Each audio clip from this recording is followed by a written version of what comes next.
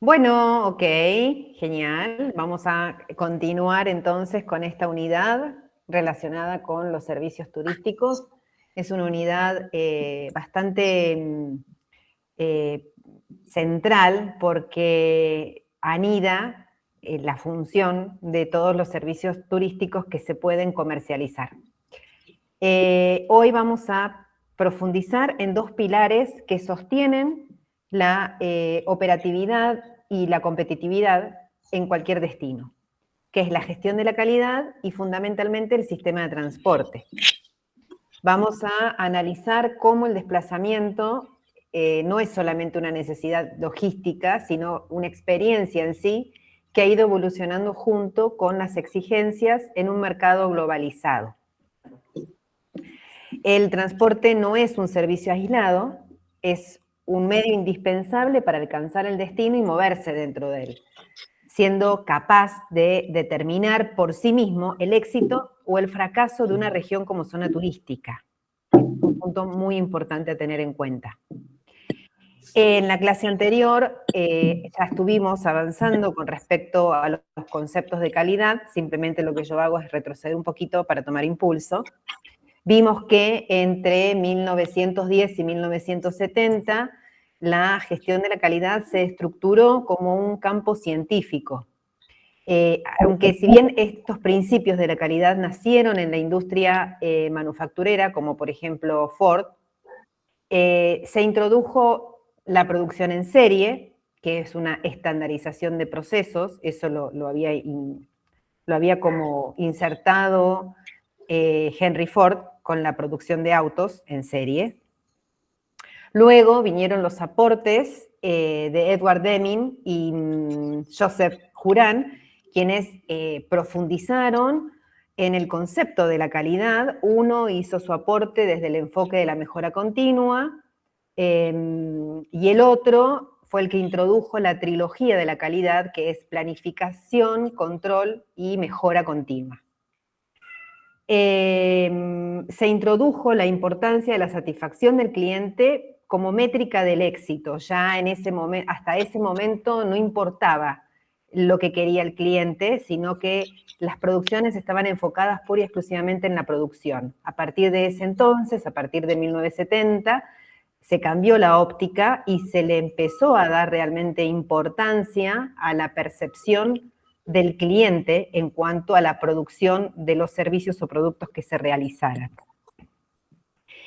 Y justamente las empresas turísticas comenzaron a entender que debían planificar los procesos, verificar los resultados y actuar sobre las fallas de una manera sistémica. La calidad en ese entonces ya dejó de ser la promesa de una buena voluntad para convertirse realmente en un sistema de gestión basado en datos y procesos repetibles. Surge el concepto de gestión de la calidad total, que está reducido a 3 letras, que es la T, la Q y la M, por sus siglas en inglés, que quiere decir Total Quality Management, donde justamente la satisfacción del cliente no es responsabilidad de un solo departamento de la empresa, sino de todos los niveles de la organización, desde la alta dirección hasta el personal que tiene contacto directo con el cliente. Hay un micrófono que está abierto, ¿puede ser? ¿El de Belén? Gracias. Belén. Bueno. En ese periodo, ¿dónde estaba? Ah, sí, que surge el concepto de calidad total, donde ya se centran en que para lograr esta calidad no es solamente responsabilidad de un solo departamento, sino es una consecuencia de la coordinación interna de todos los departamentos de una empresa determinada. En la actualidad, ya a partir de los fines de 1990, 2000, hasta el día de hoy, la tecnología transformó la percepción de la calidad. Ya no solamente dependemos de lo que la empresa dice de sí misma, sino de la reputación construida por las reseñas de otros viajeros en las plataformas sociales. Hoy la calidad podemos decir que es multidimensional porque abarca desde la personalización de las experiencias hasta el compromiso con la sostenibilidad ambiental y la responsabilidad social. Y ahora sí entramos de lleno al bloque de transporte. Históricamente, el turismo y el transporte han sido interdependientes. Por definición, el turismo requiere desplazamientos fuera de la residencia habitual. ¿Recuerdan la definición de turismo? Que comienza diciendo que se trata del desplazamiento de personas fuera del lugar de residencia habitual. Estamos hablando de desplazamiento, y para hacer este desplazamiento, hoy por hoy, necesitamos de un medio de transporte. Por eso, transporte y turismo están interconectados. Digo hoy por hoy porque quizás de acá a un tiempo nos podamos teletransportar. Entonces, el transporte justamente es el medio para alcanzar el destino y también es el medio para circular dentro de él. Entonces, tenemos que ser precisos y enfáticos en esto. Una región puede poseer los atractivos más espectaculares del mundo, pero si carece de infraestructura y es inaccesible para los medios de transporte, cualquiera sea, no va a poder consolidarse nunca como un destino turístico viable. La apertura o la anulación de una ruta aérea, férrea, terrestre, acuática, puede literalmente dar vida o condenar al olvido a una economía regional. Pensemos, por ejemplo, lo que estábamos viendo del Museo de la Carolina, que recién nos mostraba Sara. Es precioso, el lugar es bello, tiene un encanto particular, pero ¿qué pasa si no tuviéramos en la ruta para poder llegar a ese lugar? O si la misma no estuviera en condiciones. Sería imposible que se desarrolle. Entonces, la Carolina necesitó de la conexión terrestre para poder empezar a desarrollarse e insertarse como un destino turístico.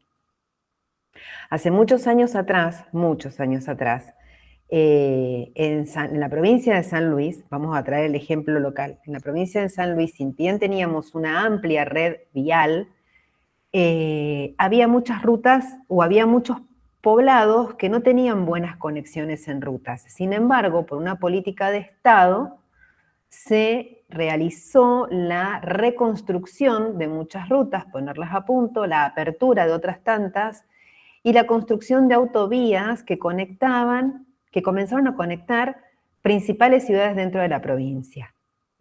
Es así que llegó un punto donde muchos que venían a pasear por San Luis se maravillaban por la conectividad que teníamos respecto a las rutas.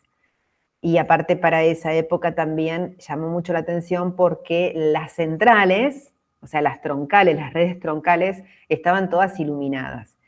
Eso benefició a muchísimas localidades, no solo en el movimiento interno de cada localidad, sino también que ayudó al desarrollo del turismo.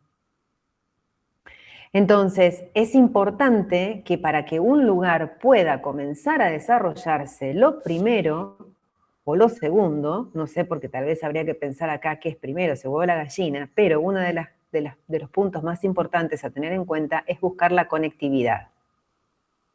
¿Está bien? Bien. Entonces, estoy leyendo la filmina. Está bien, acá tenemos los tres, me está faltando uno, ¿no? Acá están representados los tres vías, que pueden ser las férreas, las rutas, el avión, y también estaría faltando la parte acuática, porque hay muchas regiones o localidades o poblados que requieren de una conexión acuática. Ahora bien, para poder analizar el sistema de transporte, tenemos que descomponerlo en tres elementos fundamentales. Primero es el medio, que es la infraestructura física por las que se circula, como por ejemplo las autopistas, las vías férreas, los canales marítimos, los ríos, las rutas aéreas. En segundo lugar, el vehículo, que es el instrumento de movilidad en sí, que pueden ser los aviones, los barcos, los trenes, los automóviles, los ómnibus, los ferries, los catamaranes, cualquier medio de movilidad que utilicemos. Y finalmente las terminales, que son los puntos críticos de abastecimiento, mantenimiento, conexión, transferencia, que pueden ser los aeropuertos, las estaciones de tren, los puertos, los estacionamientos. La coordinación eficiente entre estos tres componentes determina la fluidez del sistema turístico local. ¿Se entiende hasta acá? ¿Sí? Bien. Muy bien. Sí, profe. Vamos a iniciar con el medio de transporte que es el automóvil. La gran ventaja competitiva radica, estamos siempre hablando desde el punto de vista turístico, ¿ok? La gran ventaja competitiva radica en la flexibilidad y libertad total que otorga al viajero moverse en auto. A diferencia de otros medios, el automóvil permite al turista diseñar su propio itinerario, manejar sus tiempos, decidir cuánto tiempo permanecer en cada sitio y elegir a sus acompañantes, sin restricciones de nada. Esta autonomía ha sido el motor del desarrollo del turismo nacional en varios países industrializados, permitiendo la exploración de lugares remotos, de rincones que por otro medio no se podrían llegar, y favoreciendo así el desarrollo de estas pequeñas localidades, porque eso es lo que tiene la libertad de cuando uno se maneja por su propio medio, tomando como ejemplo ahora el automóvil. Esta masificación del uso del automóvil, que por supuesto prosperó en aquellos destinos donde las rutas eran óptimas, ¿está bien?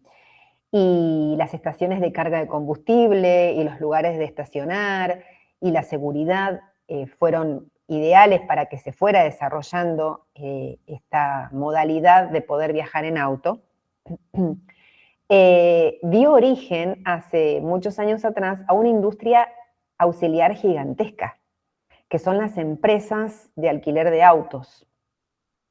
Estas organizaciones, estas empresas se convirtieron en empresas multinacionales con presencia incluso en los destinos más remotos. Han ubicado estratégicamente sus oficinas en aeropuertos, en estaciones ferroviarias, en terminales marítimas, para facilitar el alquiler de los vehículos o la devolución de los mismos. Hoy por hoy este sistema, este proceso está totalmente digitalizado, ofreciendo la posibilidad de reservar a través de la web, a través de agencias de viajes, ofreciendo flotas diversificadas para todos los gustos, que van desde vehículos económicos chiquititos de 2 puertas, hasta vehículos medianos, vehículos de tipo camionetas, hasta unidades de lujo también. Hay para alquilar para todos los gustos. Ha evolucionado tanto este nicho específico de alquiler de vehículos que también surgió el auge de alquiler de motorhomes, que son las casas rodantes, que es una combinación fantástica para desplazarse, porque combina justamente el transporte y el alojamiento en un solo lugar, en una sola unidad.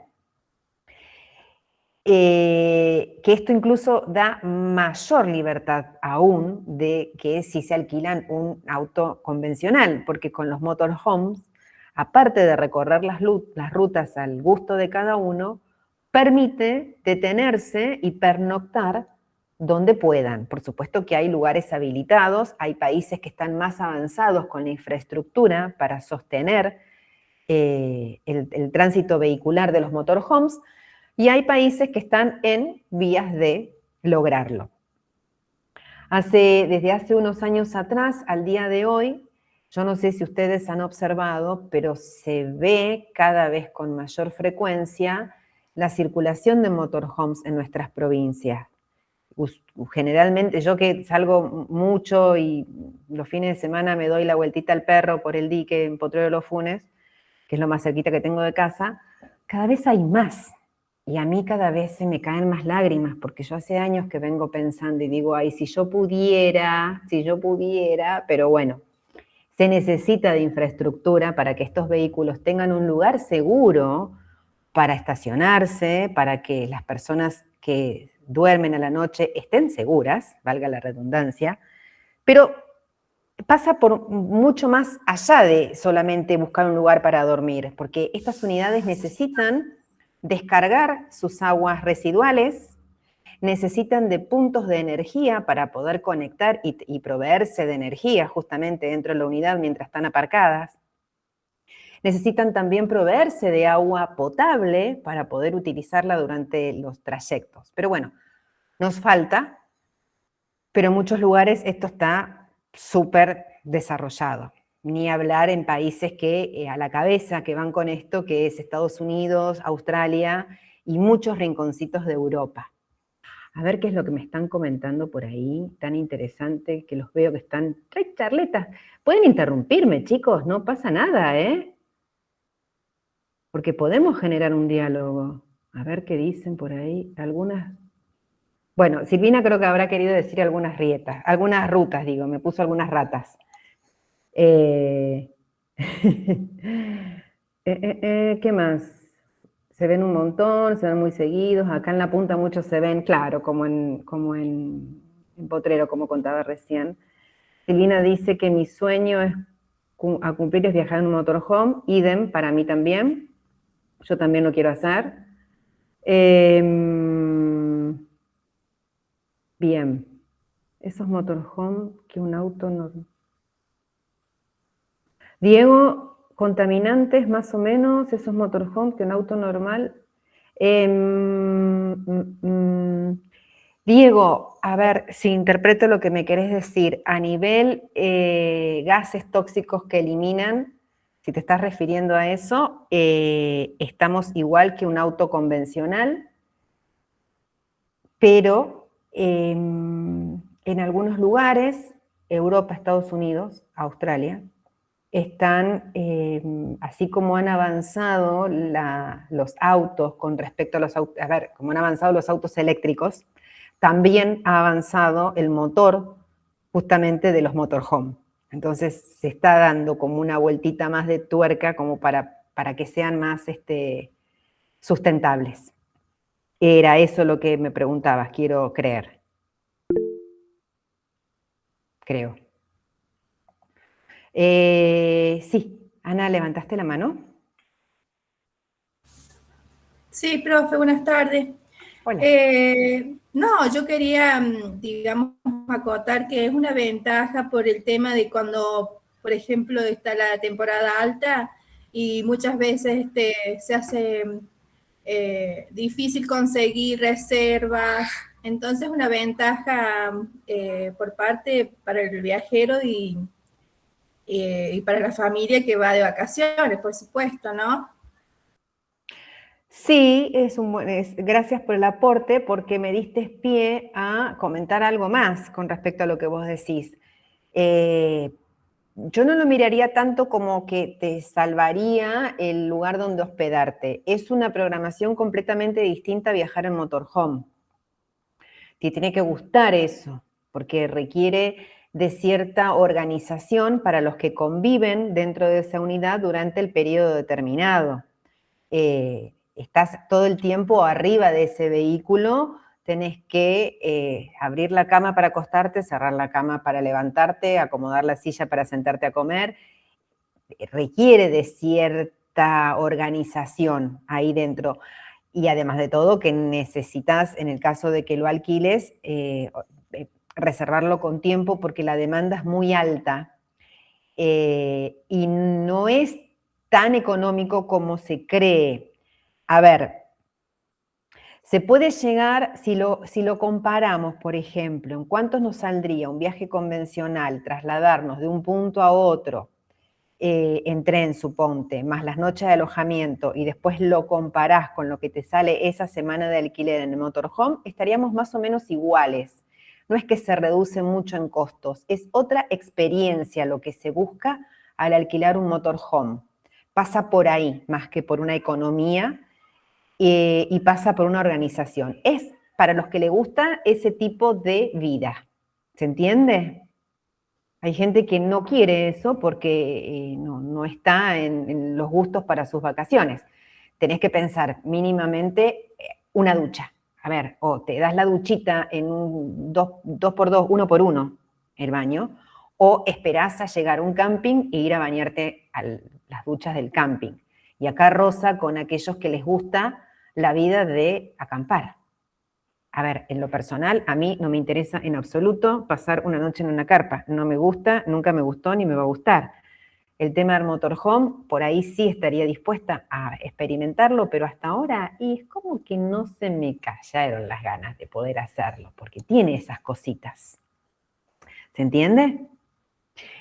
Elizabeth dijo que lo hizo y lleva organización. ¿Querés contarnos tu experiencia, Eli? ¿Cómo fue?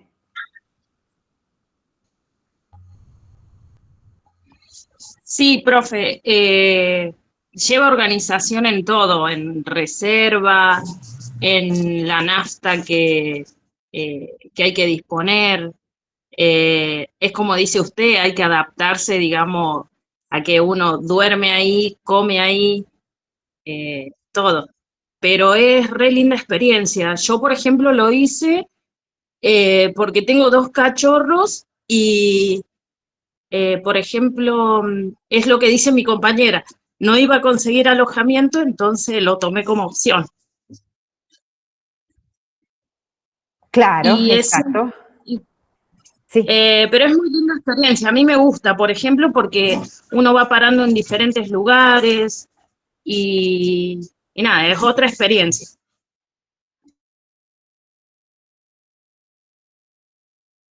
Exacto, es otro tipo de experiencia. Eso es lo que se busca justamente con este tipo de alquiler de los motorhomes. Denme un segundo que tengo que conectar la computadora porque así como, no sé por qué cuando ando en auto y uno necesita amarilla, que tiene el dibujito de un tanque de combustible que titila, no sé qué me quiere decir. Yo no le doy mucha bolilla, ahora está titilando la batería de la computadora. Esperen. Necesito un service.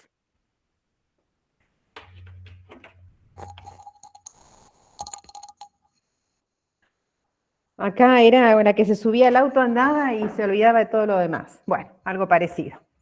Bueno, justamente, como recién dijo Eli, bien atinado, es otro de los costos a tener en cuenta también, el combustible, ¿no? El combustible, dónde estacionar el camping, que así como decía Caro, se cobran cuando encontrás esos lugares con servicios, por supuesto, hay que pagarlos, y también tienen una capacidad establecida para determinados motorhomes.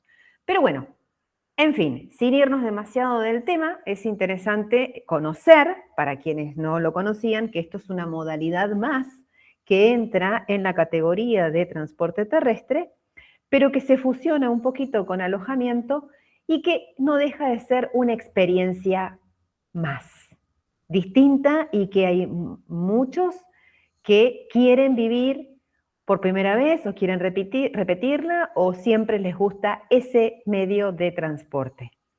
Y es un servicio que se comercializa. ¿Está bien? También hay otro segmento creciente en cuanto al alquiler de vehículos, que es el alquiler de motos. Particularmente se alquilan muchísimos los modelos icónicos para travesías de aventura, de rutas, que son, por ejemplo, las motos antiguas, acondicionadas para que todavía puedan seguir circulando, o las motos de una gama elevada, no me salía la palabra. Por ejemplo, las BMW, las Honda, todas las motos grandes, o las motos históricas como la Harley Davidson, por ejemplo. Esas se alquilan. Con esto del alquiler de las motos, hay muchos proveedores en destino, por ejemplo, en Europa se da gran parte, que se dedican pura y exclusivamente a organizar circuitos de determinada duración con el alquiler de motos. Entonces organizan salidas determinadas por diferentes países, diferentes ciudades, con una cantidad X de motos. Van siempre el guía en su moto, los van acompañando, entonces hacen trayectos durante el día y en la noche van durmiendo en distintos hoteles. Es un producto que se vende muy bien. También hay mucha gente que viaja con su equipo, por ejemplo, de la Argentina a Europa, simplemente se suben a una moto y hacen el viaje por su cuenta. También eso existe. Y están aquellos de que hasta alquilan la ropa en destino. Entonces acá se van con un carrión nada más de la Argentina y allá cuando llegan el traje, el casco, los guantes, las botas y demás. Es un segmento que también surgió del alquiler de vehículos y que está cada vez más en auge.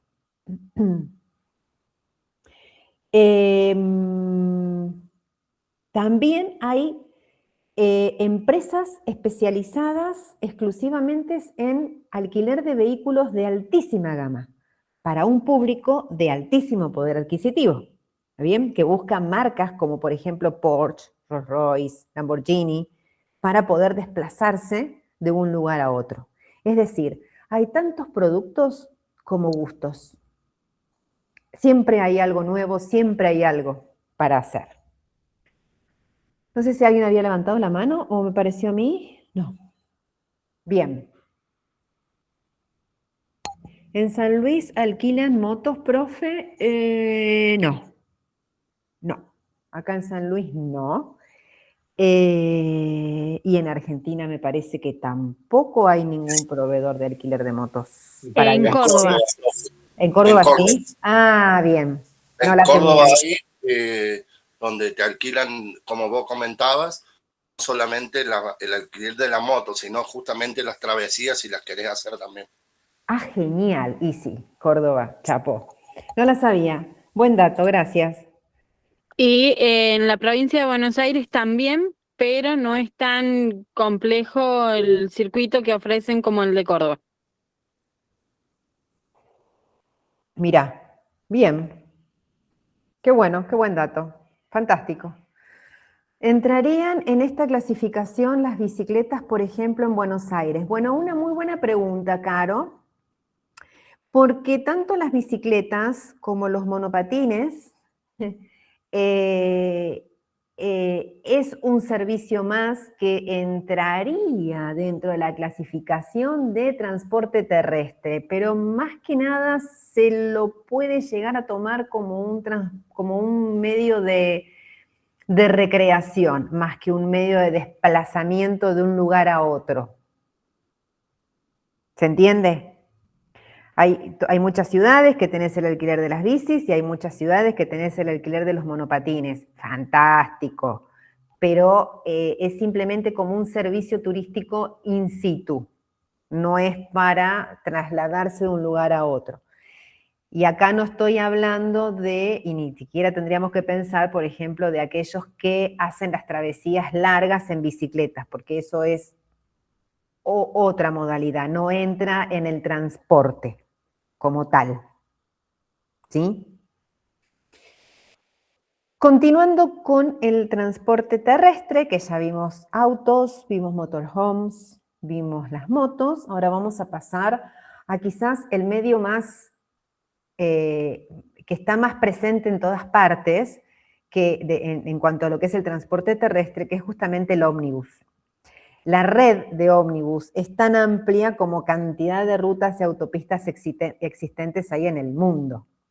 La oferta es extremadamente variada, desde servicios básicos de corta distancia, hasta unidades de lujo, extra lujo, para trayectos largos, que incluyen servicios de gastronomía a bordo, personal de atención, Wi-Fi, sistema de entretenimiento individual. Es decir, hay también, en cuanto a lo que refiere al transporte de ómnibus, para todos los gustos. Entiendo que todos en algún momento se han subido a algún ómnibus, corto, mediano, larga distancia, entonces sabemos que también hay una configuración en cuanto a las butacas de acuerdo al tipo de unidad y empresa, ¿no? Hay de butacas rígidas, semicama, cama total, con cortinitas de privacidad, que esto eleva mucho más el estándar de la calidad en el viaje. Por supuesto que los vehículos, los precios en realidad también van variando de acuerdo al servicio que se brinde a bordo. Antes de la pandemia era muy frecuente en los micros de larga distancia todos los servicios a bordo. Luego hubo un impasse donde se redujo a nada y de a poco están volviendo algunas líneas y algunas compañías a volver a ofrecer todo tipo de servicio a bordo y otras han quedado a medio camino. Lo que sí es fantástico, que en lo personal me pareció una maravilla, que en muchas empresas vos te subís y automáticamente te dan la clave de Starlink y tenés internet todo el viaje y está genial. Entonces, bueno, son pequeñas atenciones que elevan la calidad percibida por el cliente en cuanto al servicio recibido. ¿Se entiende? Sí, profe, y permiso, otro servicio que también está bueno en el micro es para cargar los dispositivos, digamos, ¿no? Con Sí. USB. Está muy bueno también, muy útil. Sí, súper, súper. Años atrás no sabíamos qué hacer, dónde cargar el celular. Pero bueno, ahora lo tenemos todo ahí. Miriam dice, nunca más ofrecieron servicios a bordo, ninguna de las que viajé ni agua. Y sí, a mí me ha pasado también que debe haber alguna que otra, pero bueno, tampoco soy tan asidua en usar los micros de larga distancia. La gente que toma un Uber de un lugar a otro para visitar, ¿dónde entraría? No es tan común, pero lo usan. Bueno, no, es un transporte público, el Uber y el taxi. Entraría en un servicio terrestre, pero no es un alquiler de auto, pero es servicio terrestre, automóvil. ¿Se entiende? Bueno, así como hablamos de los transportes de larga distancia, también tenemos que pensar en los ómnibus que están adaptados para recorridos urbanos, que por lo general tienen un piso superior abierto, que en sí mismos son una atracción turística. Estos vehículos suelen incluir sistemas de audioguías multilingües, configuradas según el itinerario, permitiendo que el visitante sube y baje en distintas paradas. Estoy hablando del clásico hop-on, hop-off, que lo tienen que haber visto en Mendoza, en Córdoba, en Buenos Aires, en Salta, bueno, en varios lugares del país están y en otros destinos importantes del mundo también. Se ubican de lo que estoy hablando, ¿verdad? Son los micros sin techo. Sí, profe. Claro, los que se usan para los city tour. Claro, exactamente. Profe, Dime. ¿nos podés escribir cómo se llaman Sí. ese tipo de colectivos? Así lo tenemos en cuenta. Hop-off, hop-on. Así. En realidad, a ver, no se llaman así los tipos de colectivos. Vamos a aclarar una pequeña confusión que se está prestando. Estos colectivos de los que estamos hablando son buses adaptados a ofrecer un city tour o una excursión determinada. La característica es que saben ser de piso y medio y que el piso superior, una gran parte del piso superior está descubierta y por lo general los primeros asientos tienen un pequeño techito y en la parte de abajo está, por supuesto, todo techado. Este es el tipo de ómnibus que se utiliza para los City Tour. El tipo de servicio que se comercializa, el ticket que se sabe comprar generalmente para poder subirse a estos City Tour, se denomina hop-on, hop-off. Esto significa que ustedes compran el ticket de duración 1 día, 2 días, 3 días, lo que quieran, y durante el día les permite subirse y bajarse en las paradas determinadas. Esto es el hop-on, hop-off. ¿Sí? Bien. Aclarado esto, aclarado el tema de los ómnibus que están adaptados para hacer City Tour, hay ómnibus más chicos, como el de la fotito, que sirven para hacer un City Tour determinado en un micro convencional o hacer un itinerario determinado en un micro, así con un guía, por ejemplo. También merece mención especial en este caso, en lo que tiene que ver y relacionado con el transporte de pasajeros, que se desprende de los ómnibus, por ejemplo, es el trolebús. Aunque en algunas ciudades se lo utiliza como transporte público, como en Mendoza, Córdoba, Rosario, es un atractivo en sí, interesante para los turistas que los valoran por su singular característica histórica que tienen los trolebús. ¿Alguno de ustedes han viajado en alguno de estos? ¿Se han subido?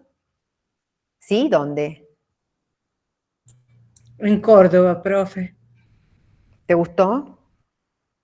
Me encantó, sí. Sí, igual que el City Tour en Buenos Aires. Qué bello, qué hermoso lugar.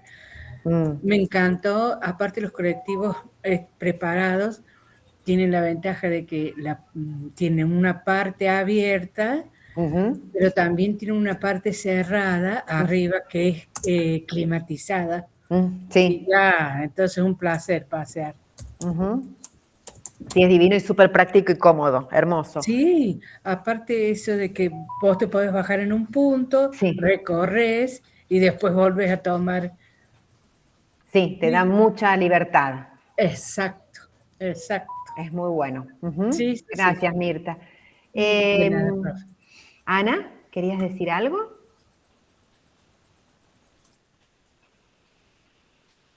Ani. Ana Belén.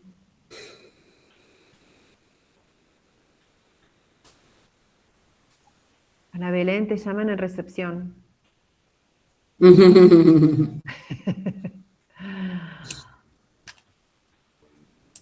Bueno, capaz que tenga un problema con el micrófono. Vos cuando logres hablar, vos interrumpí nomás. No me anda el micrófono. Ah, viste, así soy bruja. Bueno, ¿querés escribirnos? ¿Querés volver a intentar a ver si funciona el micrófono? Dime qué quiere. Bueno, al confesionario. Ahora. Bien, hablamos de los ómnibus, del trolebús. Perfecto. Bueno, ahora nos vamos a pasar a otro transporte súper, súper interesante, que tiene mucho para discutir, si se quiere, mucho para explotar en nuestro país. Hay tela para cortar acá, que es el ferrocarril. Es el padre del transporte turístico moderno, porque la relación con la actividad nace en el siglo XIX en Europa y en Estados Unidos, y fue el medio que permitió a las personas asistir a museos y monumentos por razones de esparcimiento y recreación. Históricamente, el tren fue el responsable del desarrollo de los primeros resorts y balnearios en las costas europeas, facilitando así el acceso masivo a lugares que antes eran inalcanzables. Pioneros como George Pullman, que elevaron el estándar en los servicios sobre rieles, introduciendo comodidades que transformaron el trayecto en parte integral de una experiencia placentera. Hay un enlace en el material de cátedra que habla justamente sobre George Pullman, que es muy interesante. Los invito a leerlos. De hecho, abro paréntesis, invito a ver todos los enlaces y videos que tenemos cargados en el material de cátedra, porque eso sirve como complemento, como para copiar ideas, como para ayornarse de tantas cosas que hay dentro del mundo del turismo. Este artículo sobre George Pullman es lindo, es interesante porque, bueno, cuenta un poco cómo fue el creador de estos asientos tan confortables que, no sé si saben ustedes que el servicio Pullman en los trenes existe, que son asientos más confortables. Bueno, ¿de dónde viene el Pullman? Justamente de este hombre, George Pullman.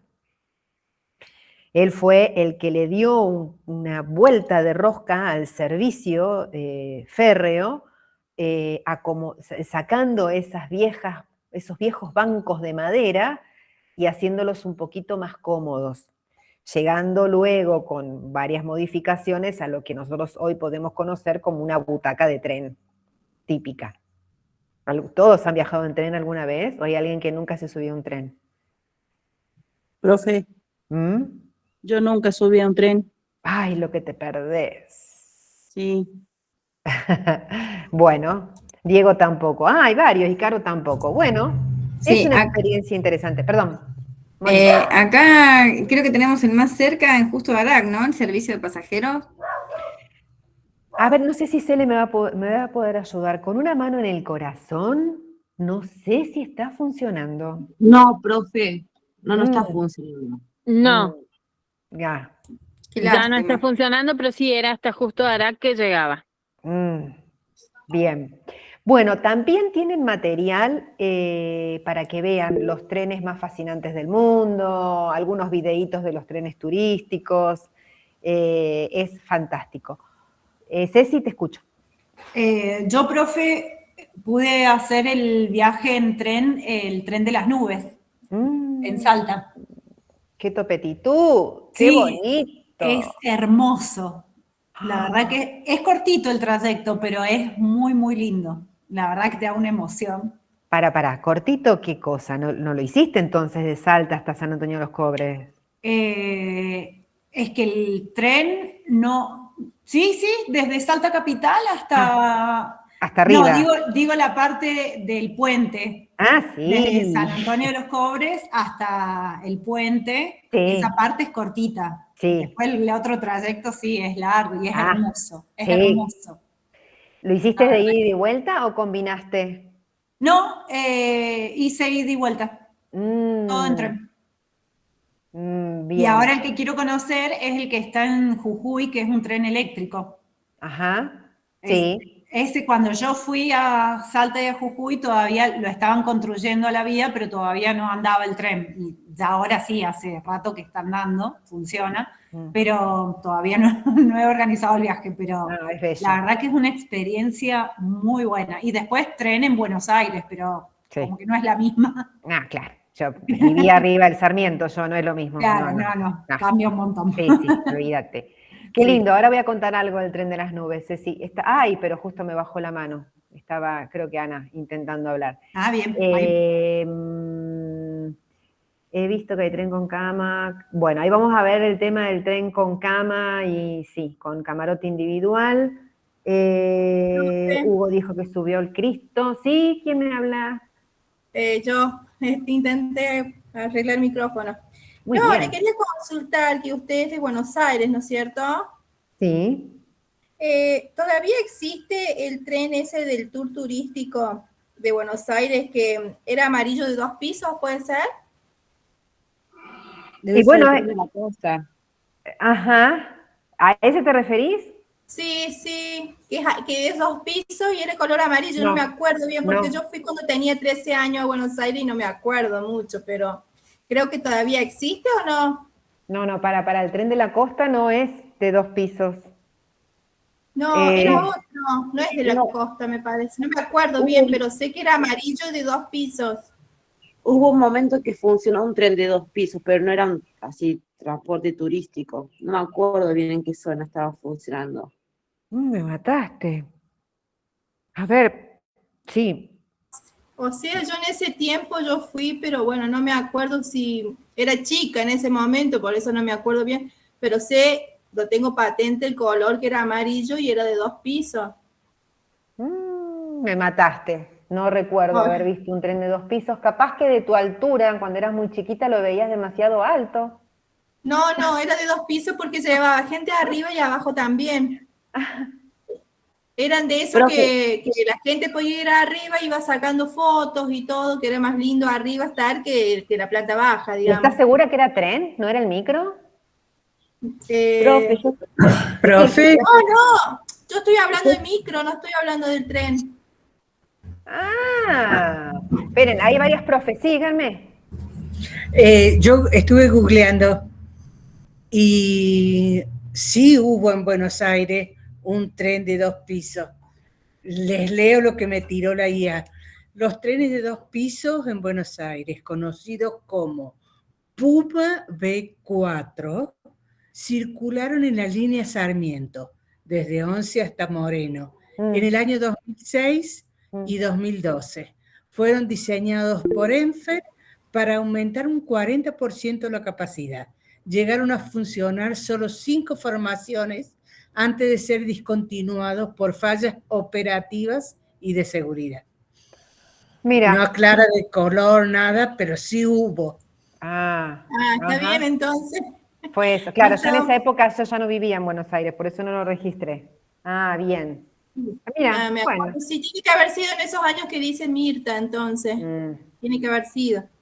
Capaz. Sí, acá dice que fue entre el 2006 y 2002. Bueno, sí. Genial. Dani, en la línea Sarmiento. Sí, en la Sarmiento. Dani, ¿querías decir algo? ¿Daniela? Sí, profe, yo vivía en Buenos Aires y tomé ese tren, es hermoso, es arriba y abajo. No está más ahora, ¿no? Pero es precioso viajar en esos trenes. Es como los colectivos. ¿Y fue en esa época, en esos años que dice Mirta? Sí, fue en esa época porque mi hija en ese entonces nacía. Qué valiente, no me sé si me hubiese subido. Ya bastante era valiente subirme al Sarmiento, imagínate con 2 pisos. No, chao, paso. Bueno, muy bien, interesante. Claro, yo no los vi, estaba acá en San Luis ya. Hugo dijo, creo que la otra vez te pregunté, no sé si Hugo o Hernán, cómo se te dice a ti, pero bueno, él subió al Cristo en el río en tren, es divino, y está muy bien caracterizado en la película Río. ¿Río? Para que justo pasó mi hija.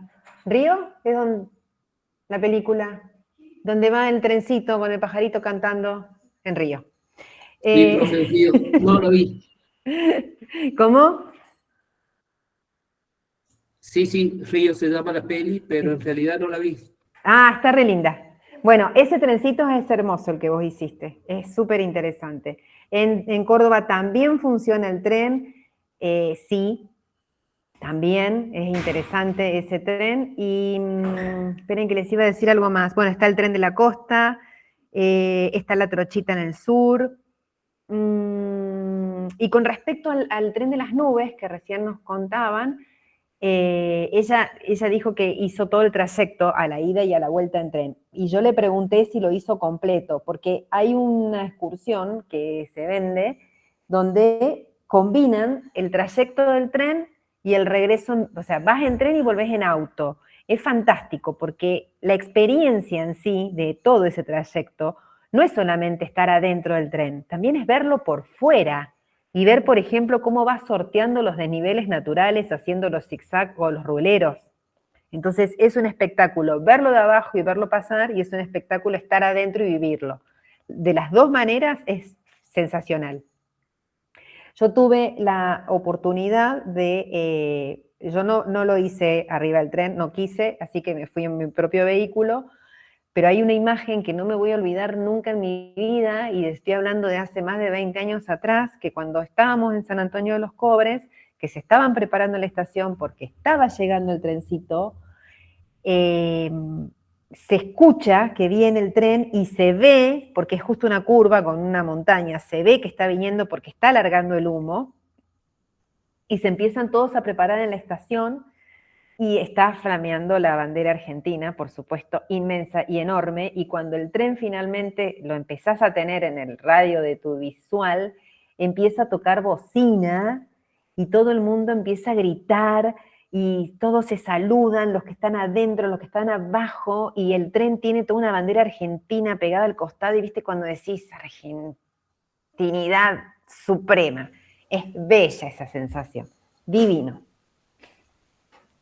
Sí, y profe, Sí. el tren, Sí. vas parando por los pueblitos, Sí. hay estaciones y están la gente del pueblo que vende imanes, comida, no, es fantástico. Y cuando vas a llegar al puente, Sí. adentro del tren es una locura, es como si hubiésemos ganado un mundial.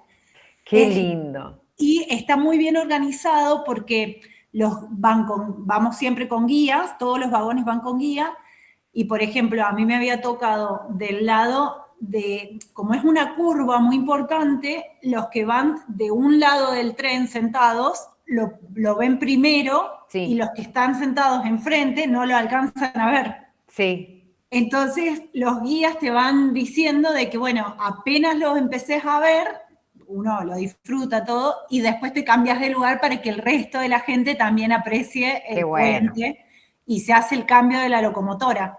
Sí. Y subís al cerrito y está la bandera, que es increíble. Vos viste lo que es eso, se te caen las lágrimas. Sí, es muy emocionante. Y además en el tren, ahora también, cuando yo fui hace unos años, ya había restaurante en el tren, podías comer. Sí, comidas típicas. Fantástico. Sí, fantástico. completo. Sí, una experiencia divina. Sí, muy linda, muy linda. Súper interesante, qué lindo lo que hemos compartido. Es recomendable. Súper, totalmente. Sí. Bueno, acá también la Garganta del Diablo, sí. En realidad el trencito que te lleva a las 3 estaciones que tiene el Parque Nacional en los 3 niveles es un trencito ecológico, turístico, y es muy interesante también. Sí, ese trencito está divino. El de Río es hermoso, como lo dijimos recién. El tren de la costa, que también lo hemos mencionado por allí, interesante. También tenés las paradas, te podés bajar, te podés volver a subir. En fin, hay muchos trenes. Y también habían comentado por allí el tema de los camarotes. Sí, hay ciertos trenes, por ejemplo, el tren que une en Río Negro, el que va de Bariloche a las Grutas, creo, sí. Está la opción de contratar la butaca común o contratar el camarote. Y en el camarote podés contratarlo para vos solo, doble a compartir, que puede ir, vas con una amiga y contratás el camarote doble, o vos vas sola, contratás el camarote doble y te puede tocar otra persona. Este tipo de servicios está todo en realidad, todo el sistema turístico en trenes está ultra mega archi desarrollado en Europa. Es súper fácil, ágil, dinámico, divino poder trasladarse de un lugar a otro en estos trenes que son sumamente rápidos y que tenés la opción en los trenes nocturnos de contratar camarotes de la misma modalidad, para vos solo, para compartir con alguien que no conocés, para compartir con tu grupo familiar. Entonces, muchas veces esta modalidad la utilizan para trasladarse de una ciudad a otra y dormir de paso en el tren. Vamos a continuar un poquito. Sí, te escuchamos. Profe, una consulta. ¿Los subtes o los metros son partes también? ¿Son tipos de trenes? ¿Los consideramos también en esta categoría? Son sobre rieles. Sí, también. Son sobre rieles, son transportes urbanos, porque no conectan grandes distancias, pero es un tipo de transporte férreo. Los subtes. No, por favor, toda pregunta es bienvenida. Bien. ¿Por qué elegir el tren por sobre el avión o el ómnibus?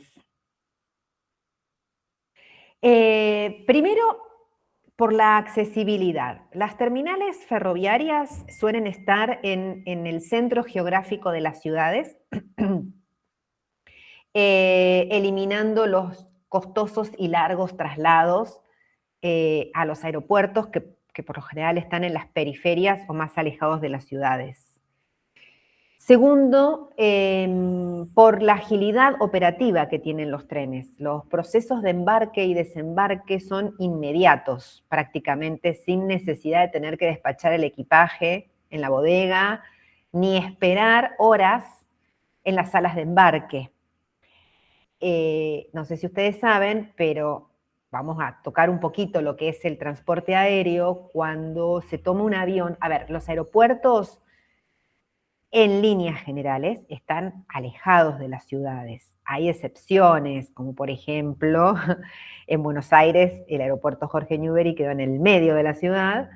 En Río de Janeiro el aeropuerto de cabotaje está pegado a la ciudad, y así en tantas otras ciudades del mundo. Pero en líneas generales, tanto los aeropuertos de cabotaje y o los internacionales saben estar en las afueras de las ciudades, lo cual implica un periodo de tiempo para trasladarse y poder llegar a la terminal. Además de todo, se exige a nivel mundial que la presentación en el aeropuerto para vuelos internacionales tiene que ser sí o sí 3 horas antes, y para vuelos de cabotaje 2 horas antes.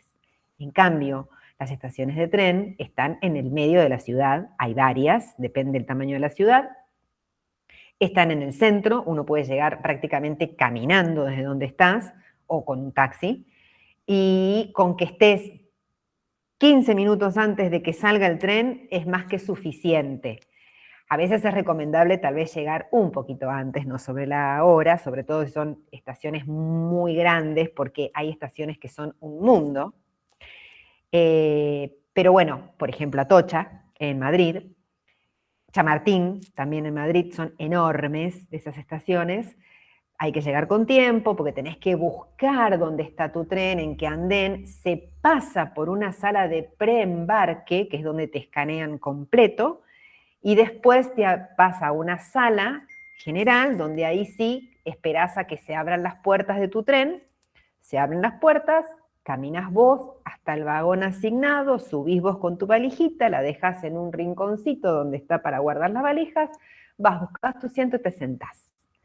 Eso es todo. Por eso son tan ágiles el acceso a los trenes, y el descenso igual. Llega a la estación de tren, te parás, agarrás tu valijita que la dejaste en la punta de tu vagón y te bajás y te fuiste. Chau.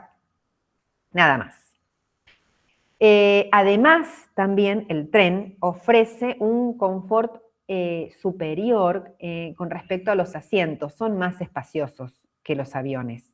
No importa la clase, porque también hay clases en los trenes, pero los asientos son más espaciosos que en los aviones. Entonces te permite viajar más cómodo, te permite desplazarte de un vagón a otro.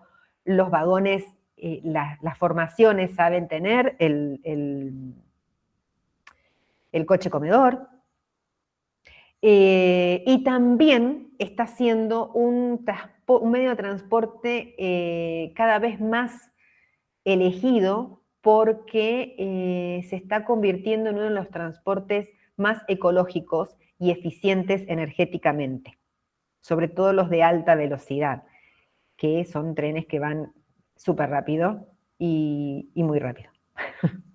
¿Alguno de ustedes, ha viajado en un tren de alta velocidad? ¿Tuvo la dicha de vivir esa experiencia o aún no? Porque seguramente ya la van a tener. ¿No? No, aún no. Llegué hasta el Roca nada más, el tren eléctrico. Hasta ahí llegó mi experiencia. Martín fue de Madrid a Valencia. Bien. Fantástico. No nos tientes. Sí, los voy a tentar a todos. Es una experiencia formidable, ¿no, Martín? Ese de Madrid a Valencia, ¿qué fue? ¿El Irso o AVE?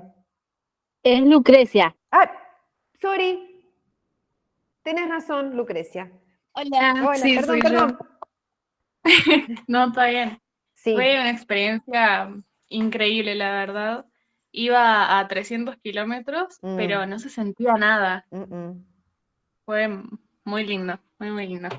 Sí, es genial, es fantástica. Gracias.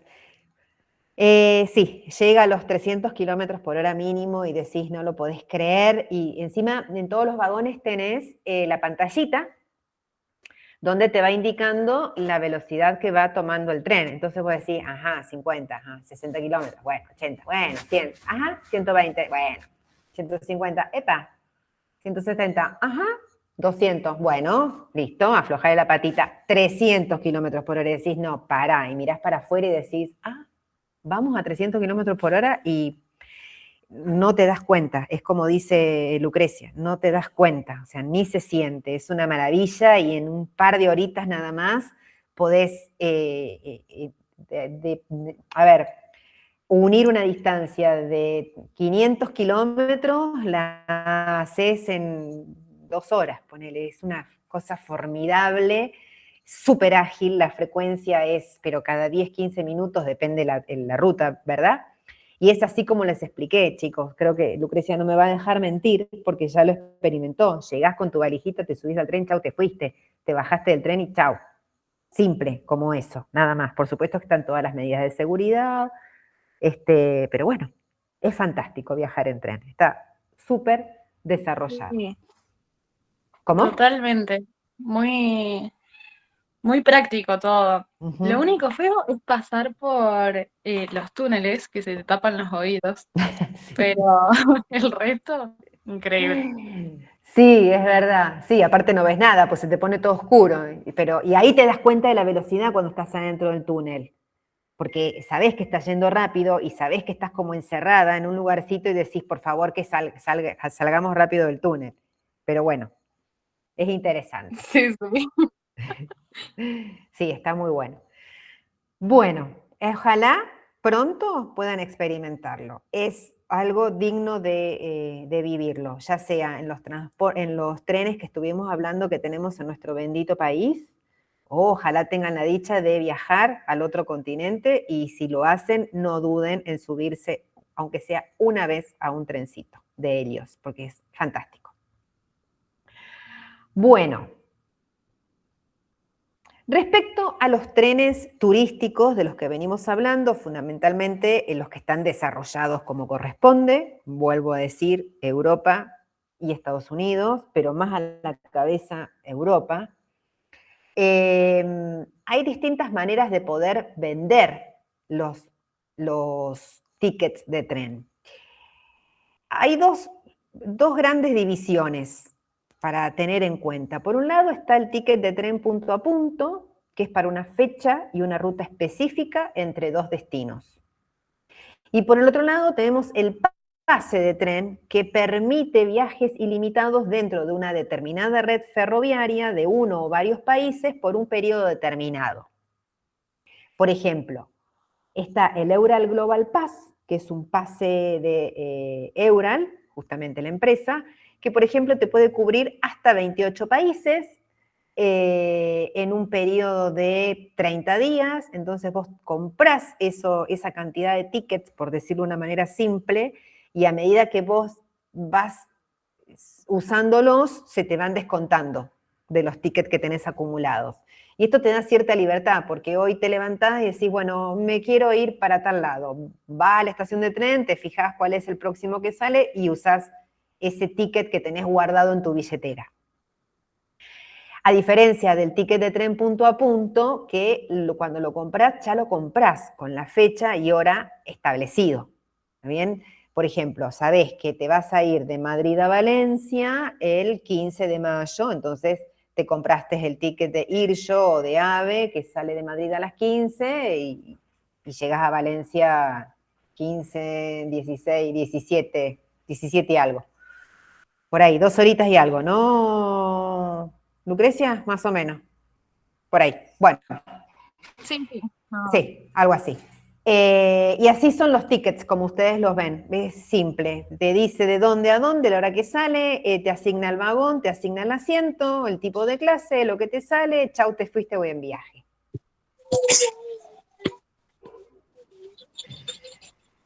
Bien. Profe, disculpe, sí. me retiro 5 minutos. ¿Cómo? Me retiro 5 minutos y me vuelvo a conectar porque me tengo que mover y el internet se me va. Bueno, dale. No hay Le problema. aviso, ¿sabes? Gracias. Dale. Gracias. Bueno, en cuanto a la oferta ferroviaria, podemos decir que se divide en 3 grandes categorías, que más o menos recién estuvimos hablando de ellos. Por un lado tenemos los trenes nocturnos, que son auténticos hoteles rodantes, con un servicio de altísima calidad, donde los camarotes, como bien les dije, pueden ser para 1, 2 y hasta 4 personas, tienen el coche comedor, y tienen los coches con butacas normales, por si querés salir de tu camarote y sentarte, y viajan toda la noche, uniendo grandes distancias.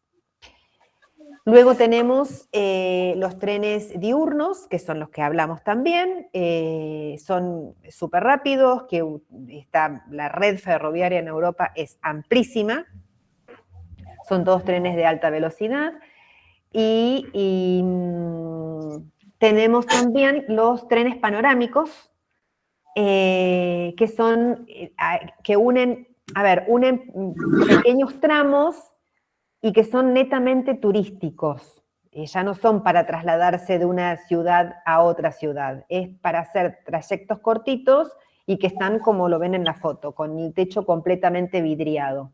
Muchos de estos trenes, por ejemplo, están en los países escandinavos, en Noruega, Suecia, donde es ese paisaje como ven en esa foto. Hay localidades próximas que tienen este servicio de tren panorámico. Divino. Otro tren, por ejemplo, que podemos incluirlo dentro de esta característica es justamente el tren de las nubes del que estuvimos hablando, el tren a Machu Picchu, en Perú, que son netamente turísticos, no tienen otra finalidad. También dentro del servicio de tren podemos encontrar primera clase y segunda clase. No sé si ustedes vieron en la imagen que les mostré recién, vuelvo un cachito para atrás, a ver si puedo, en esta, fíjense que en la donde dice ticket de tren punto a punto, dice clase segunda. Bueno, justamente porque en el servicio de trenes tenemos 2 tipos de clases, primera y segunda. ¿En qué varía? Y en el tipo de servicio que se le brinda. Primera clase tiene vagones más espaciosos, tiene una gastronomía más tipo gourmet, acceso a salones de espera VIP. Y en la segunda clase te garantiza la comodidad del acceso al vagón bar, pero a veces te pueden asignar o no el asiento con anterioridad, o tiene ciertas restricciones en cuanto al cambio de día o de horario, cosa que por ahí en primera clase es más generoso las modificaciones o las condiciones. ¿Está bien? Todo esto que vimos hasta aquí, esto es servicios de trenes. Y como les dije al principio, es un tema súper interesante para debatir, para entenderlo y para cuestionarnos una y otra vez y 1000 veces. ¿Por qué será que en nuestro hermoso país, y tan grande que es, y teniendo en cuenta de que el sistema de trenes es tan ágil, tan rápido, tan dinámico, tan sustentable, no podemos lograr arrancar con este medio de transporte en nuestro país? Cuando muchos países se han levantado a nivel turístico con las conectividades que ofrece este medio de transporte. Nosotros no podemos todavía como país ni siquiera arrancar para tener un tren de carga. Es una cosa de locos. ¿O no? Sí, profe, lamentablemente sí. Es verdad.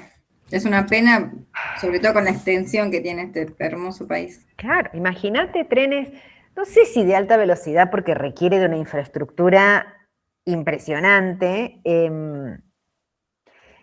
Yo les voy a contar una pregunta que me hacía antes de subirme a uno de estos trenes y que después, yo soy rechusma, y que después cuando subí ahí dije, es así el tema. Mi gran pregunta antes de subirme a este tren era, ¿cómo manejan la seguridad, el paso a nivel, el que se te meta un perrito en las vías? No sé, tal vez porque estamos acostumbrados a que vivimos en la Argentina, que eso pasa normalmente. Digo, ¿cómo hacen eso? Chicos, las vías férreas están valladas de punta a punta. Es un alambrado constante que hay en todo el trayecto de ambos lados. Imposible que alguien pase, imposible que alguien quiera cruzar la vía donde no corresponde. Todo eso requiere de la organización y el levantamiento de una infraestructura bastante importante. Bueno, nos falta mucho para poder volver a desarrollar lo que fue el tren, cuando en su momento, hace muchísimos años atrás, uno de los medios de transporte que le dio el impulso al turismo en nuestro país, justamente fue el tren. No sé si ustedes saben, o ya lo han visto, capaz que en circuitos turísticos nacionales, ¿qué pasó en La Falda, Córdoba, con el tren? ¿Alguien sabe? ¿O el Mar del Plata? No, profe, no sé a qué se refiere. Ok, son destinos que surgieron, emergieron justamente por la conexión que les dio el tren. La Falda, en Córdoba, ahí La Falda nació como tal a raíz de la construcción de un hotel, que es el Hotel Edén. ¿Alguien lo conoce? Sí. Bien. Sí. Ok, entonces, fantástico lugar. El Hotel Edén en La Falda, no vamos a entrar en la historia, que es fascinante, el que no lo conoce, por favor, vayan. Estaba el hotel y estaba la estación de tren. Le dan empuje al hotel y el tren conectaba La Falda con Buenos Aires. En aquella época, 1940, 1950, estaban muy de auge los viajes internacionales en barco que venían de otras partes de Europa a pasar sus vacaciones aquí en la Argentina, o la alta aristocracia argentina se tomaba las vacaciones y se iba al interior de nuestro país y utilizaban el tren y podían llegar a estos lugares, La Falda, Mar del Plata, por ejemplo, porque estaba el tren. Entonces cargaban todos sus bártulos, se tomaban el tren en Retiro y se bajaban en La Falda. De La Falda los esperaban del Hotel Edén en un autito y los llevaban hasta el Hotel Edén. Tanto el Hotel Edén como el ferrocarril le dieron vida a la localidad de La Falda. El tren le dio vida a la ciudad balnearia de Mar del Plata. Entonces, el tren fue muy importante y fue uno de los impulsores de esta actividad. Es muy importante. Bien, un temita así anecdótico nomás. Repito, soy fanática de la historia del Hotel Edén. Quien no lo conoce y ande en algún momento por Córdoba, les pido por favor que vayan, se hagan la visita de día y luego se hagan la visita nocturna, que es una maravilla. Hay de día y de noche. La de noche es a oscuras total. Y es una cosa de locos esa visita. Bueno, continuemos. Nos vamos a ir a otra, y me voy a apurar un poquito porque si no, no vamos a llegar, y nos vamos a ir al transporte aéreo. También el tren que hundía Mendoza y Chile, que te... Ajá, sí, justamente el otro día, gracias Pame, justamente el otro día estaba leyendo un artículo sobre ese tren, porque tengo que preparar un trabajo para la maestría, y estaba investigando sobre ese tren, el tren andino, creo que se llamaba. Sí, fue un tren que sirvió mucho para unir ambos países y que lamentablemente por una desidia de un lado y del otro y por un montón de factores dejó de funcionar. Hubo intentos de volver a ponerlo en condición, pero no se pudo. Pero fue un tren súper útil a nivel conexión solamente y a nivel turístico. Re interesante. Bien, perdón, nos vamos al transporte aéreo, que es sin duda el pilar sobre el que se apoya el turismo internacional moderno.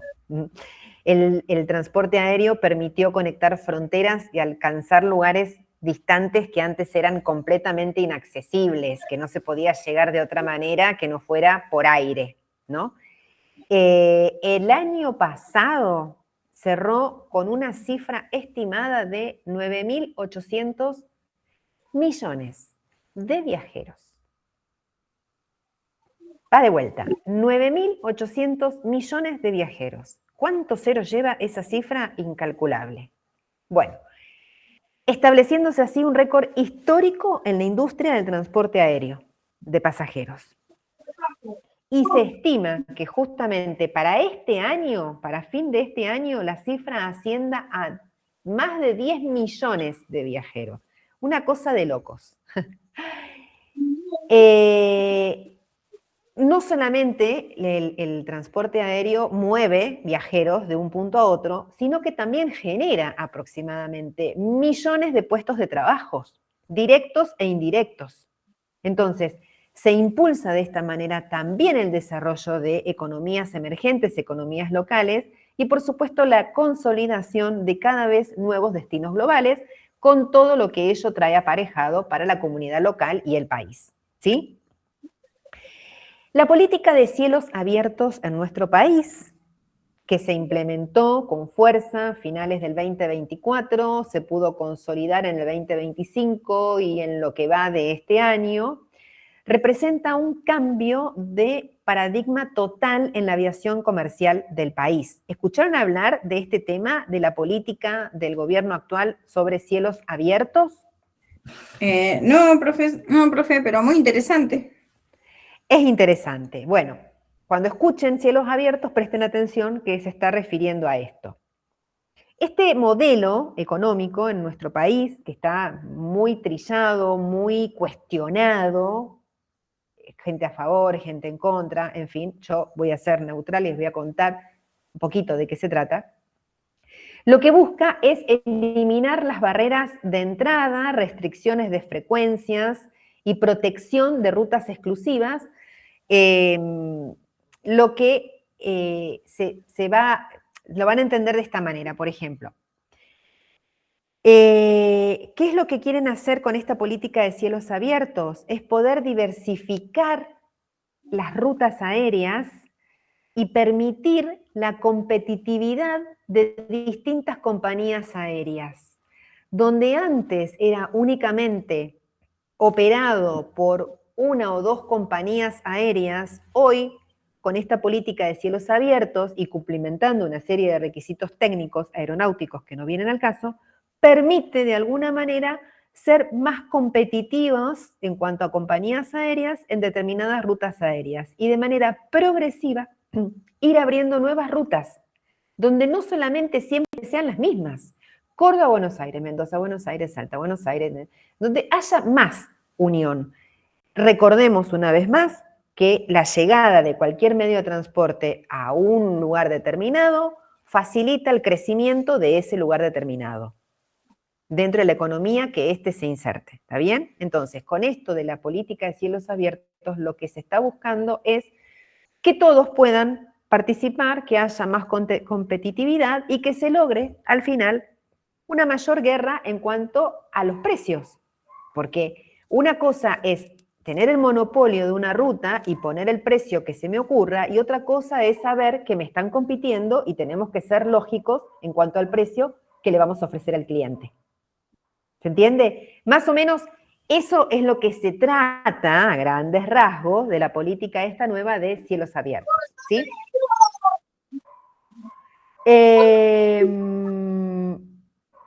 Entonces, ¿cuáles son los desafíos y las perspectivas justamente que se tiene con esta nueva política? Bueno, poder incrementar pasajeros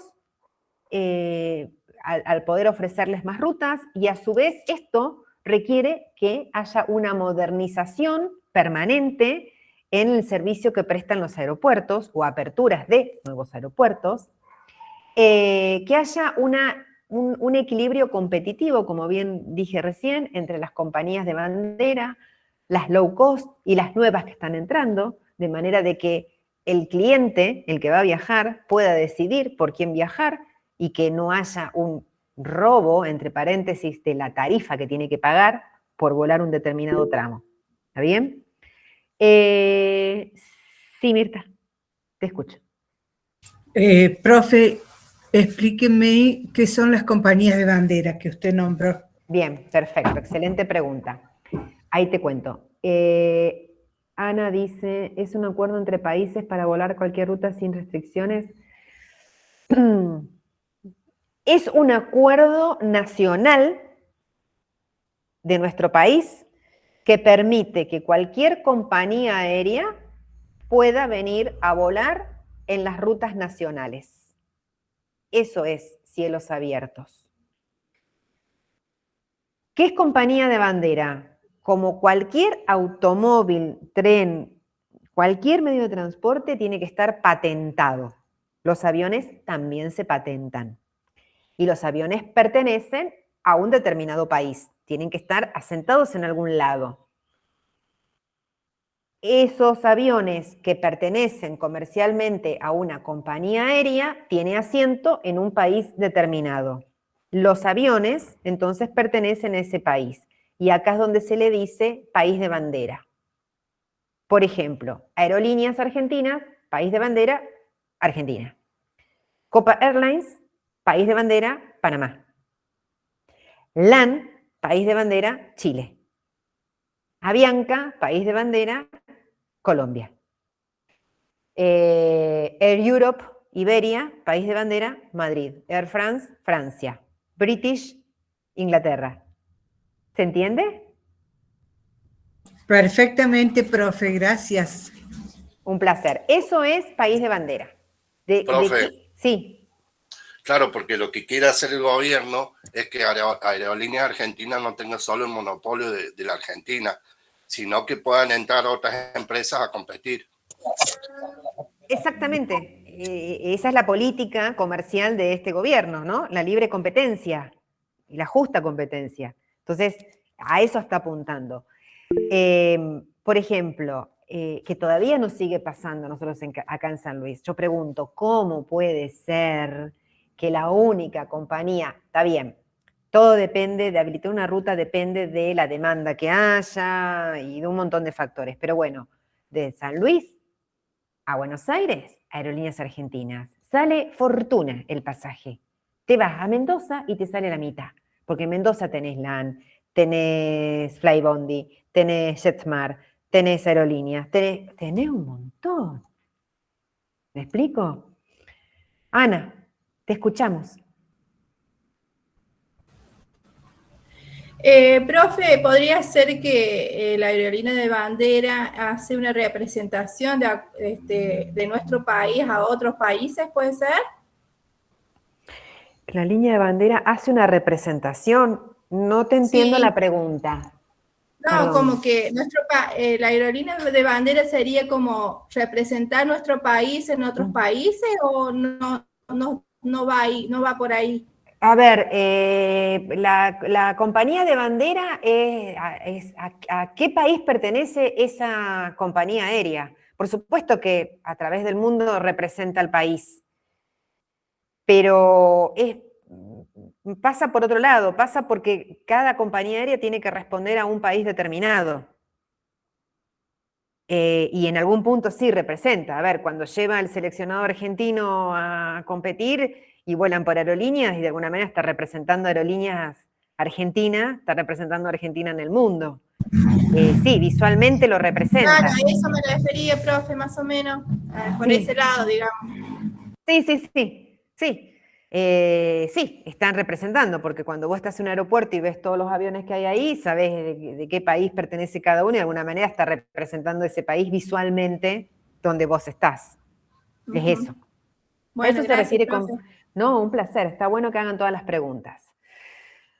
Bueno, como cerrando este tema de cielos abiertos, como para dejarlo ahí nomás sin entrar en demasiado debate, la aviación argentina está pasando de un modelo de protección de rutas a uno de libre mercado, donde el volumen de pasajeros está creciendo de una manera bastante importante, casi al ritmo que crece la conectividad internacional y la descentralización local también. Ahora vamos a hablar acerca de esto de la centralización y descentralización.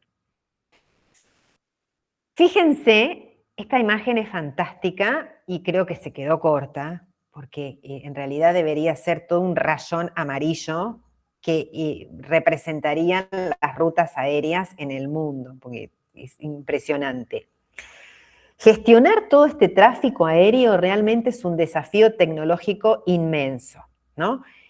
El espacio aéreo está organizado en vías aéreas o aerovías, así se denominan. Así como nosotros decimos la ruta 7, bueno, son vías aéreas o aerovías. Son rutas establecidas por las que circulan los aviones comerciales bajo el control estricto de los controladores aéreos. Hay rutas establecidas para ir y hay rutas establecidas para volver. Hay rutas establecidas ascendentes que van del hemisferio sur al hemisferio norte, descendentes viceversa, ¿sí? Es como si el cielo estuviera cruzado por un montón de autopistas. No es que el avión va por donde quiere, va por donde se le asigna. Y están controlados estrictamente por los controladores aéreos, que son los que están en las torres de control de todos los aeropuertos. A medida que un avión va a pasar al espacio aéreo de otro país, debe pedir permiso, ¿sí? Le habilitan el permiso a volar el cielo aéreo y mientras está volando el cielo aéreo de ese país, está siendo controlado por los controladores aéreos, valga la redundancia. Pero no es que están simplemente siendo controlados para ver que no hagan nada malo. No, no, porque los están asistiendo desde tierra. ¿Está bien? La mayoría de los países tienen el cielo liberado para el tráfico aéreo, pero hay situaciones extraordinarias donde el país cierra su soberanía aérea y no permite que ningún avión sobrevuele el territorio. Ha pasado, por ejemplo, en Venezuela, ha pasado en Israel, ha pasado en Croacia, por lo general está relacionado con temas bélicos, ¿sí? Entonces, ha pasado con Cuba también, ha pasado en varios, y pasa lamentablemente que varios países no autorizan el sobrevuelo de ningún tipo de compañía aerocomercial. No sé, Mirta, si querías decir algo o era justo lo que estaba diciendo. Exactamente. Cuando usted estaba hablando, yo lo primero que me acordé fue, bueno, el último que tuvimos fue el de Venezuela. Sí. Exactamente. Sí, fue ese, donde todas las compañías aéreas que viajaban al Caribe, por ejemplo, de la Argentina al Caribe, era muy loco porque tenían como que modificar la ruta aérea. Por ejemplo, LAN, que hace Mendoza-Lima, esperen, ¿qué hacían en ese entonces? Hacía Mendoza-Lima, Lima-La Habana en Cuba, una línea, si hacemos un trazado directo geográficamente de Lima a La Habana, una línea derecha, pasamos por arriba de Venezuela. Bueno, el avión tenía que desviarse y volar más por el lado de Centroamérica, pasar por arriba de El Salvador, Panamá y virar para el lado de Cuba porque no podía volar por arriba de Venezuela. Eso genera más tiempo, más carga de combustible, etcétera, etcétera, etcétera, que no viene al caso. ¿Sí? Es apasionante el mundo aéreo. Hay una parte del cruce, por ejemplo, del Atlántico. Cuando los aviones van a cruzar de Argentina a Europa, vuelan hasta la altura de Fortaleza, más o menos, que es el punto más al este de Brasil, vuelan muy cerquita de la costa de América. De ahí, digo yo, se descuelgan porque cruzan para el lado de África y hay un punto ciego en el medio del océano donde no alcanza el control de ninguno de los controladores terrestres. O sea, no pueden tener control ni del lado de Brasil ni del lado de África porque no llegan. Entonces hay un punto como que es medio ciego hasta que vuelven a tomar conexión con el primer controlador aéreo que se encuentran del lado de África. Es una cosa fascinante, es interesantísimo. Bien, nos vamos a ir de tema. ¿Dónde estábamos? Bueno, una primera clasificación básica y súper, very important es que ustedes identifiquen los que son los vuelos regulares de los no regulares.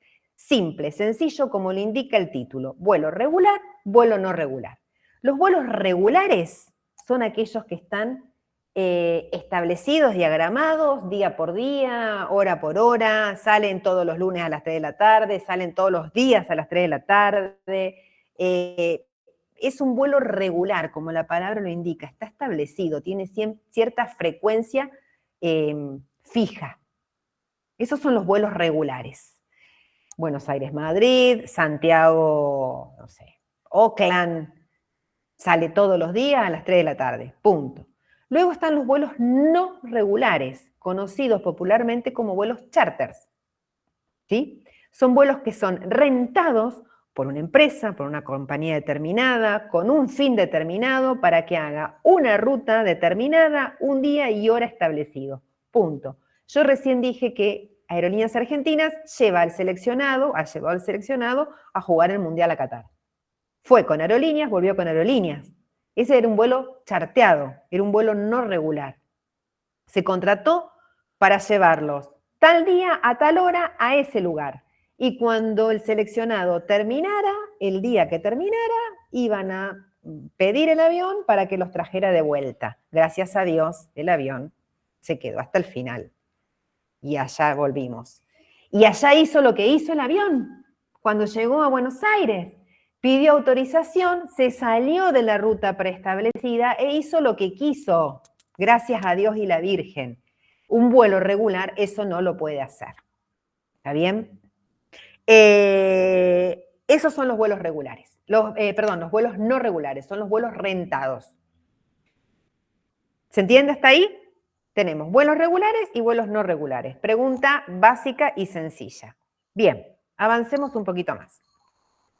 Según la OMT, la Organización Mundial del Turismo, clasifica el transporte aéreo según el alcance comercial. Tenemos las rutas de cabotaje, que son aquellas que operan estrictamente dentro del ámbito nacional de un país. Fácil. Bueno, Euge, vaya a buscar a las niñas. Ese es el vuelo, esas son las rutas de cabotaje dentro de un país. Luego tenemos las rutas regionales, atenti con esto, que conectan destinos dentro de una misma región geográfica, que puede ser internacional o nacional. Es una ruta regional, conecta destinos dentro de una misma región geográfica.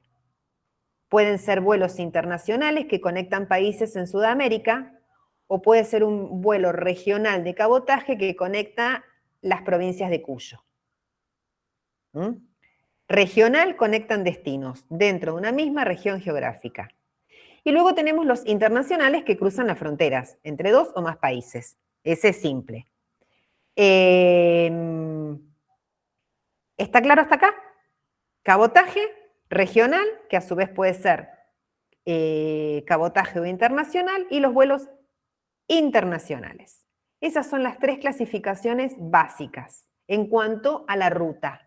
Entonces, hasta ahora vimos vuelos regulares y no regulares, y ahora vimos vuelos de cabotaje, regionales o internacionales. Perfecto.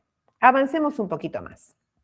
En el mercado aéreo se segmenta también principalmente en 3 modelos comerciales. Tenemos las compañías aéreas tradicionales, que ofrecen servicios completos y operan en redes muy complejas. Ahí tenemos la imagen de algunas compañías tradicionales, KLM, Air France, Alitalia, que ahora se llama ITA, Turkish, Emirates, Air France, LATAM, falta aerolíneas, bueno, faltan un montonazo de compañías aéreas. Luego tenemos las compañías charters, como recién les comenté, que hacen vuelos no regulares, que son compañías que son contratadas por operadores turísticos para rutas específicas, por empresas determinadas, que saben tener distintos tipos de aviones, grandes, chicos, depende el tamaño de esa compañía charter. Y tenemos las compañías de bajo costo, que son las conocidas low cost. Sí, Mirta, te escucho. Perdón la interrupción. La pregunta mía es, ¿los vuelos charter siempre se hace con aerolíneas low cost o se puede también contratar una aerolínea de bandera? No, y fíjate el ejemplo que yo di recién para llevar a la selección argentina. Aerolíneas Argentinas. Perfecto, sí. Era un vuelo charter porque era low cost. Perfecto. Bien, bien, bien. No, no era low cost. No, claro, no, tenés razón, dijiste Aerolínea Argentina. No, nada que ver. Sí. Sí, profe, sí, ahora entendí. Bien. Entonces, tenemos las compañías tradicionales, las compañías charters y las empresas low cost, que son las que están proliferando en muchos lugares, son low cost, son bajo costo, y ha venido a interrumpir o a patear el tablero del mercado tradicional porque ha obligado a ciertas compañías tradicionales a ofrecer otro tipo de servicio low cost para poder competir con estas que son netamente low cost. Por ejemplo, ahora Aerolínea sacó una circular diciendo que la venta de la clase económica, la más barata, ya no incluye el carry-on en cabina, solo incluye el bolso de mano, cuando hasta hace un mes atrás vos comprabas un pasaje, podías comprar un pasaje a Aerolíneas Argentinas con la opción de bolso de mano y carry-on. A partir de ahora son todos bolso de mano y si querés el carry-on, que es la valijita que va en cabina, tenés que pagar aparte.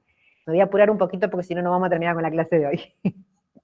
¿Se entiende? Las low cost no te ofrecen nada. Gracias que te dan el asiento y el cinturón de seguridad. Hay un reel que da vueltas por ahí por Instagram que es muy gracioso porque te dice, no sé, hay un chico que estornuda, viene la azafata y le dice, son $10. Porque tomaste más aire, una cosa así, es una cosa de locos. Pero bueno, así son las low cost. Prácticamente viajás con el documento entre los dientes, no podés llevar más nada. Así son. Acá tenemos algunas características comparativa de los servicios que ofrece una compañía tradicional y una compañía low cost, ¿sí? Mientras que las compañías tradicionales ofrecen, se basan en aeropuertos importantes, que en el caso de nuestro país, por ejemplo en Buenos Aires, que tenemos Aeroparque, Ezeiza, una low cost, usualmente puede utilizar un aeropuerto complementario, como por ejemplo el Palomar, ¿sí? En cuanto a la flota, las compañías tradicionales saben tener distintos aviones, más grandes, más chicos, en cambio las low cost por lo general tienen una única flota y muy pocos aviones que hacen la mayoría de las rutas. En una compañía tradicional, el tema del equipaje está atado al tipo de tarifa que quieras contratar, en cambio en la low cost todas son sin nada y lo que le quieras ir agregando va teniendo un cargo extra. Esta es la gran diferencia básica entre una tradicional y una low cost. También tenemos diferentes tipos de clases. Sí, Ana, ¿te escucho? Una consulta, ¿qué es lo que era ancillary? Ay, no me sale la palabra. Sí, acá te vuelvo. Ahí te vuelvo. El significado ancillary revenue. Ancillary revenue son tipos de servicios que están pura y exclusivamente a la venta. Qué ojo que tuviste, mira cómo la viste. Me llamó la atención, profe, por eso le pregunté. Sí, son servicios que están a la venta, servicios complementarios. También en las compañías aéreas tenemos distintos tipos de clases, la clase turista, que es la más económica, con asientos súper incómodos, la más numerosa. Tenemos una clase intermedia, que también acá ya varía, depende del tipo de avión, porque hay aviones que no pueden tener clase primera, pero tienen clase ejecutiva. Esta clase es una intermedia entre la turista y la primera, que ofrece asientos más cómodos, menúes diferentes, embarque prioritario. Y la más cara, que es la primera clase, la business, donde ya el lujo es extremo en algunas compañías aéreas, como por ejemplo tenés tipo un departamento para vos solo, que lo tienen que haber visto en alguno de los programas de Marley, por ejemplo, que lo ha mostrado 1000 veces, que viaja en primera clase y es un departamentito dentro del avión, donde el lujo es increíble, en fin, incluso hasta a veces te ofrecen un traslado privado con chofer exclusivo desde tu hotel hasta el aeropuerto. Una cosa de locos, pero bueno, también hay distintos tipos de clases en el transporte aéreo. Bueno, Los aeropuertos son las terminales de este sistema aéreo y se dividen también en aeropuertos nacionales o internacionales, ¿no? Dependiendo de si cuentan con servicio de aduana y migraciones, en este caso son internacionales, y si no tienen ni aduana ni migraciones, son netamente aeropuertos de cabotaje. Sí, Jessica, te escucho. Perdón, profe, ¿cómo le va? Poco puedo hablar, pero quería acotar recién de las aerolíneas. ¿Sí? Personalmente antes pensaba que, no sé, vos pensás que son multimillonarios, nunca quiebran, nunca desaparecen. Y hace poquitos días vi una noticia que desapareció Spirit, que es una low cost, hablando Sí. de esto, que quebró de Estados Unidos Ujú. y se fumó por esto, por la suba de combustible y por la guerra. Sí. Nada, vos pensás que nunca va a desaparecer una aerolínea y que solo pasan cosas así locas en Argentina. Y no, como que en otros países también están, no sé, muy mal, más con esto de la guerra, por el aumento del combustible, como para que no te cobren si compras barato. Gracias por tu aporte. Sí, hay muchas compañías históricamente que han quebrado. Esta no es la primera ni va a ser la última y no solamente sucede en la Argentina. Escúchame, Panam, una gran línea de bandera de Estados Unidos, pionera en un montón de aspectos, también quebró. Hay muchísimas de ellas que han quebrado, se fusionan, sale a la venta. Bueno, pero sin entrar en demasiados detalles, la culpa a veces no es de lo que se dice, sino también la culpa a veces es de una administración fraudulenta o una mala administración. Hay que ver muchas cosas debajo del felpudo, digamos. Levantemos la alfombra y veamos bien qué hay abajo, pero sí, hay muchas compañías, y no solamente las low cost, compañías tradicionales que también quiebran o se van a la venta y la toma otra compañía aérea. ¿Sí? Bien. No me quiero demorar mucho, porque ya nos queda poco tiempo, pero bueno, si no vamos a tener que dejar un último poquito para la clase siguiente. Quiero terminar de hablar del tema de los aeropuertos. Como bien les decía recién, tenemos también aeropuertos nacionales o internacionales, dependen de si tienen servicio de aduana y migraciones o no. Y un concepto muy importante es lo que se denomina hub o centro de conexión aérea. Hub se escribe así, se los voy a poner en el chat, H-U-B larga. Se los podría codificar, pero todavía no vamos a ver esa parte. Es un aeropuerto que utilizan una o más aerolíneas como centro logístico para distribuir los vuelos hacia múltiples destinos. Los hubs tienen una infraestructura pensada para poder hacer conexiones rápidas entre los vuelos, entre 1, 6 y 8 horas, y la posibilidad de poder cambiar de avión sin pasar por migraciones. Por ejemplo, Ezeiza, en nuestro país, es un importante hub de conexión internacional. A Ezeiza llegan algunos vuelos del interior y automáticamente del mismo aeropuerto salen vuelos hacia el exterior. Está bien, en este caso particular en Ezeiza se trasladan de una terminal a otra y hacen migraciones. Pero hay otros aeropuertos, por ejemplo, en Río de Janeiro, donde no tenés que salir de la terminal, llegás al aeropuerto y por un túnel interno o un pasillo interno te vas a la otra terminal y no tenés que volver a hacer migraciones. En Panamá también sucede lo mismo. Esos son los centros de conexión. Jessica pregunta, ¿cuál es la ventaja? La ventaja es que las compañías aéreas dicen, bueno, en este país, ¿dónde podemos operar y hacer y centralizar todas nuestras conexiones? Bueno, en este aeropuerto que reúne ciertos requisitos. Entonces, ese es un centro de conexión. Por lo general, los más convencionales son las ciudades más importantes del país de bandera de cada compañía aérea. A ver, Air France es una línea de bandera de Francia.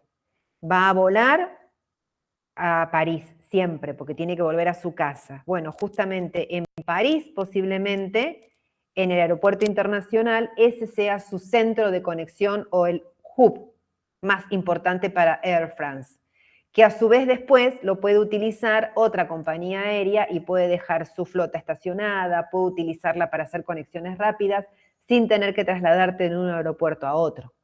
San Pablo, en Brasil, también es un centro de conexión sumamente importante a nivel sudamericano. Recién mencioné Panamá. Panamá también es un hub o centro de conexión fundamentalmente de Copa Airlines, que es la compañía de bandera de Panamá, y así sucesivos ejemplos más. ¿Sí? Lo que facilita es, como digo, la conexión entre distintos vuelos y la interconexión dentro de la misma compañía aérea cuando tenés que tomarte 2 vuelos distintos, por ejemplo. ¿Se entiende? ¿Sí? Bueno, lamentablemente vamos a tener que dejar acá, chicos, porque ya son casi las 7 de la tarde. Entiendo que tienen otra clase. Nos quedan un par de temillas más para terminar en la clase que viene y que requiere de un poquito más de atención. Así que lo vamos a dejar acá. El lunes retomo esto y después continuamos con los temas que quedan por ver, que sería fundamentalmente transporte acuático, alojamiento y actividades recreativas, si la memoria no me falla. Así que, chicos, espero haber sido clara. Traten de leer todo el material porque es muy importante. Hay muchas cosas importantísimas que tienen que aprender de esta unidad. Y nos vemos la clase que viene. Cualquier duda, estamos atentas. Y espero poder subir la clase que grabó Cele. Si no, haré un videito extra. Cele, ¿estás por ahí? Aquí estoy. Bien. Ok. La clase se ha grabado. Bien. Ahora el drama es bajarla, pero no se preocupen porque lo vamos a solucionar. Listo, sí. Si no se puede, chicos, hago un videito el fin de semana y subo todo esto y vamos avanzando. ¿Está bien? Así es. Gracias, en un ratito ya se sube la clase anterior. Bueno, fantástico. Gracias. Nos vemos. Buena semana para todos. Buenísimo, profe. Muchísimas gracias. Besitos. Que anden bien. Igualmente. Gracias, profes. Chau, chau. Gracias. Hasta la semana que viene. Chau, chau.